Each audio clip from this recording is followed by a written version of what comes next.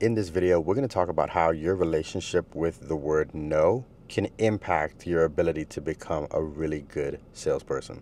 Now, I don't think it's a secret that sales is, for the most part, a numbers game, right? So when we were in school, we were taught that 100% was what you strive for. But in sales, things become very different because you know that 100% just isn't feasible. If anything, you striving for 100% can oftentimes cause you to have some issues in sales. All right. So it's really important for you to be understanding when things happen that impact that pursuit to that 100%, right? Like the things that bring that 100% down to 30, you have to be understanding of it. You got to build a relationship with it. And oftentimes the thing that's bringing that percentage down to 30 is people telling you no. Now, your relationship with the word no matters, right? Like if you are not able to say no, oftentimes you may get anxiety to hear it yourself. So the other day I was actually I was in Target and I was leaving one area, and of course, once you get close to the electronics, I mean, you got these two AT&T guys that's like so that happened, and I was like, no man, no, I'm good. And they were persistent. They kept asking me, when did you get your service? When did you get, who do you have? And I was like, no. And as I was walking away, I was thinking, I was like, man, I feel very comfortable saying no. I think that's partially one of the reasons why it's really easy for me to hear the word no and be able to respond to it, still be able to provide whatever I need to so that they can still trust me, like me, right? But I am okay hearing the word no. I don't get anxiety now thinking that someone could potentially tell me no. Years ago, I used to be nervous to cold call. I used to be nervous to send people messages. I used to be nervous to try to walk in somewhere and try to sell someone on something. I used to be nervous because I had trouble saying no myself.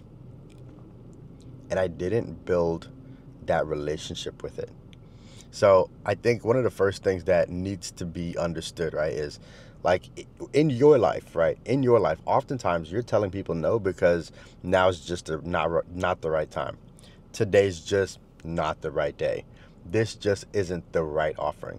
But you should also, in your mind, know that, well, I am saying no for me, okay? I am saying no for me.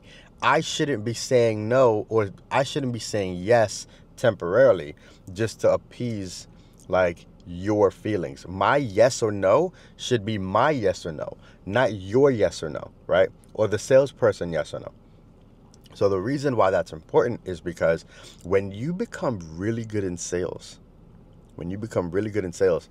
your vantage point when you're having these discussions, whether it's from a prospecting standpoint, nurturing standpoint, or even like when you're about to close, should be, how is this individual who is making this decision, how are they perceiving what's to be expected on the other side of this transaction?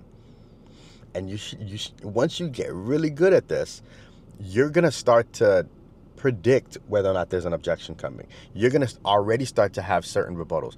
Again, not just to selfishly get a sale, but because you are understanding of how they are perceiving this engagement, this transaction. And a lot of that comes, again, from your ability to build a relationship with the word no. You are understanding that that answer is for them. So when someone says, no, I'm all right, that no is coming from a number of places. That no could be, well, I don't have the time to explore this right now, right? I don't have the time to explore this right now. That no could be, no, I don't trust you yet. That no could also be, now's not the best time. That the source of that no could be from a lot of different places.